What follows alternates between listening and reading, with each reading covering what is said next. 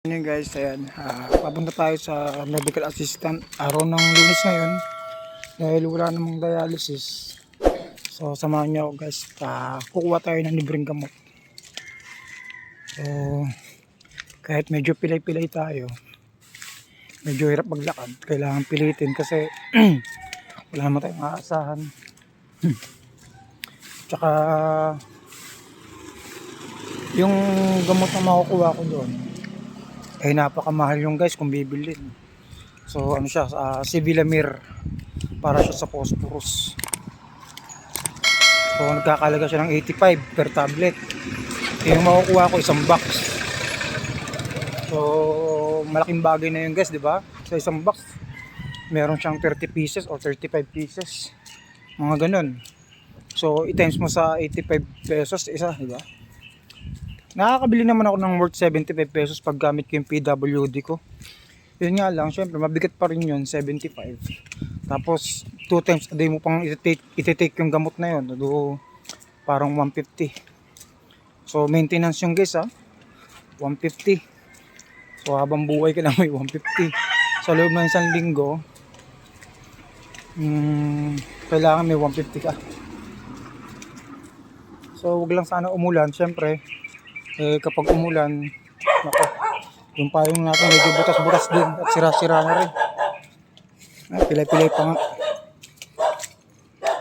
Malaking tulong talaga yung may payong kasi parang alalay ko na rin sa paglalakad. Ayan guys, parang alalay ko na siya sa paglalakad kasi yung kaliwa kong, yung kanan kong paa medyo masakit yung mga litid.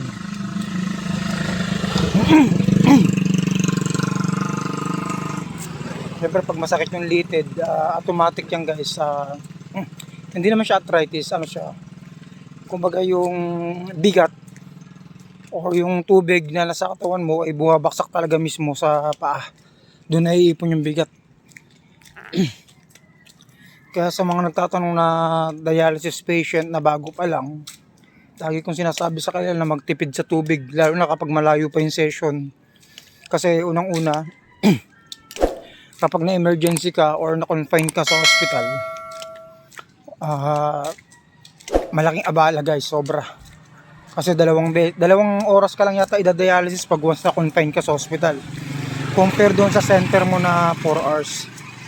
Tsaka mahirap talaga pag napuno ka kasi once na napuno ka ng tubig, tapos malayo pa yung session mo, yung tubig pupunta sa baga mo, may possible na matubuhan ka. Yun yung pinakamahirap sa aming mga dialysis.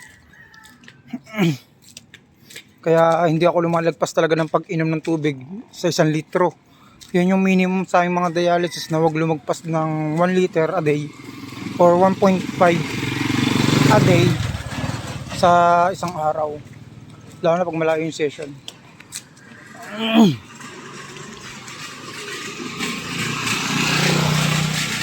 Hindi na ako nag-tricycle guys kasi yung tricycle dito guys medyo may kamahalan. So nasa 60 pesos din siya simula dito sa amin hanggang sa highway kung saan sumasakay ako ng bus. Yung 60 pesos na yun, pamasahe ko na sa bus yun, di ba? Kaya malaking tipid talaga kung kaya naman maglakad. Yan, sabi ko nga, wag lang talagang uulan. Ayun guys, syempre nagpapasalamat ako sa unang-una sa subscriber ko na ay mga nagpapaalala, nag-a-advise and nagpe-pray para sa akin. So go lang sa buhay. Syempre nandiyan naman si Lord. Kailangan lang talagang mapagtagumpayan yung laban sa buhay. Wala naman tayong choice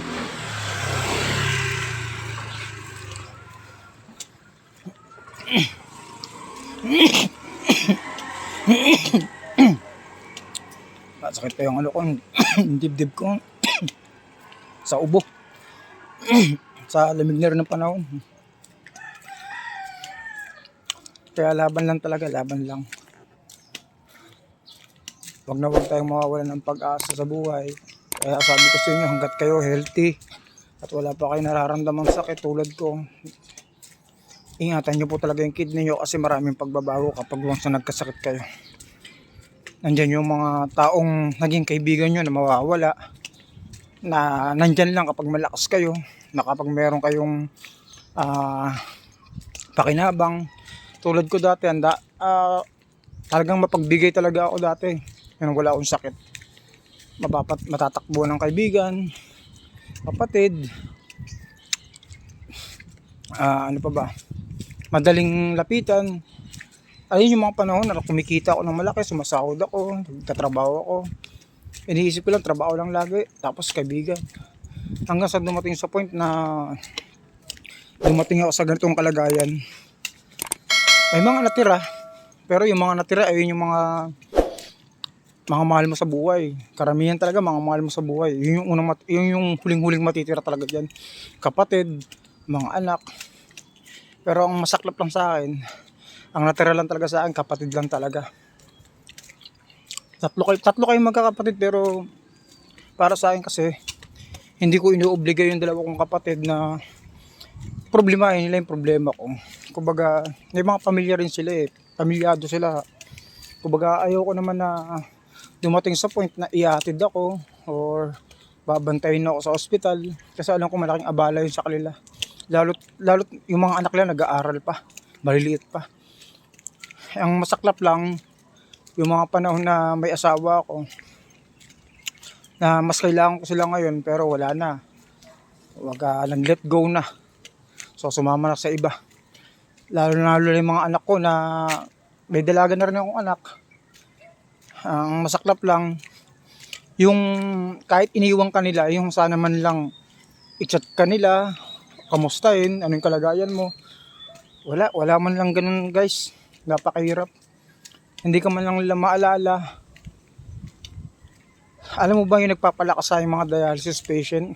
Yung kahit sabihin na natin nakalimutan ka nila, yung ipaalala lang nila na importante ka pa rin. Pero sa kalagayan ko guys, ang tagal ko na nagda-dialysis, ilang taon na rin. Minsan hindi ako binisita ng mga anak ko sa ospital.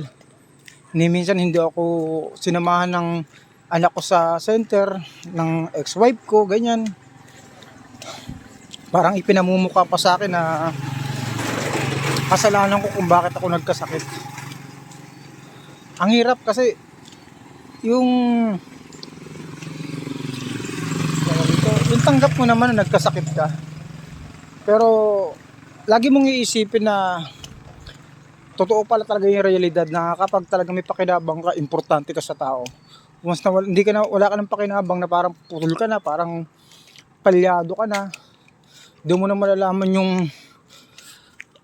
realidad na hindi lahat ng oras importante ka. Hindi lahat ng oras magiging importante ka sa kanila. So ayun, naramdaman ko na guys. Kaya lagi ko pinapasalamat sa Diyos na binibigyan ako ng kada umaga. Kahit hirap na ako sa paglalakad ko sa pagkuha ng mga gamot, mga libre. Hindi ako sumusuko guys kasi alam ko may hangganan tong buhay na to eh. Mahirap naman kung susuko ako, di ba? So hangga't nabubuhay pa ako siguro, alam ko may limitasyon na rin naman yung buhay ko. Hangga't nabubuhay pa ako, patuloy lang na magbibigay ako ng inspirasyon sa iba ng mga kapwa ko dialysis. Ang swerte nga ng mga ibang dialysis patient na may pamilya. Kasi sila may planong magpa-kidney transplant, nandiyan yung pamilya nila. Na ilalakad nila yung mga kidney transplant. Ako, totally, halos wala talagang idea kung makikidney transplant pa. Kasi unang-una yung gastos, yung lakad. Ako lang naman naglalakad sa mga requirements ko. Tapos ganito pa yung kalagayan ko, hirap. Kaya binubuhos ko na lang yung oras ko sa internet. Ganun kahirap. Kaya mga idol, kung ikaw nanonood ka sa akin at nakarating ka dito sa video ko, ayan, isubscribe mo guys at suportahan mo ko at sana maging magkaibigan tayo. Morning guys, so nandito ako sa highway ngayon, so papunta tayo ng Bataan para kumuha ng gamot. So waiting lang tayo ng bus, ayan. So nagdala tayo ng payong, importante yan. Kukuha pa na ako ng gamot guys dahil araw ng Lunes ngayon. Siyempre sipagan natin kumuha ng gamot para sa ating dialysis session. Ayan. Ayan guys, nakasakay na tayo ng bus guys. So punta tayo ng Bataan itong guys. Sana makalapit tayo ng maaga at ligtas. So ingat-ingat lang. At ayan, relax naman tayo dito guys. Kaya kahit anong guys yung pinupuntahan ko basta libre ng gamot dahil napaka-importante talaga ito guys gawa ng nagkamahalan kasi ang gamot kung bibili tayo guys dito kahit malayo pamasahe lang yung pupamimahin kaya sipag-sipag lang talaga. Pagdating ko nga dito medyo marami na rin pila at yung iba dito na natulog ng umaga kaya expected ko gabi na makakauwi dito at sana kahit gabi na makauwi makakuha pa rin tayo ng assistant. Sobra guys, ang dami talagang kumukuha ng gamot dito guys. So dito nga guys, tamang-tama nga yung hula ko, ginab na tayo ng uwi. So natapos nga pala yung pagkuha ko ng medical assistance 11:30 ng gabi, medyo late na. Sa mga nagtataka bakit sobrang gabi, ito kasi yan guys. Halos puro bago kasi yung mga inilagay ng DSWD para sa kanilang step member o mga nag-OJT pa lang.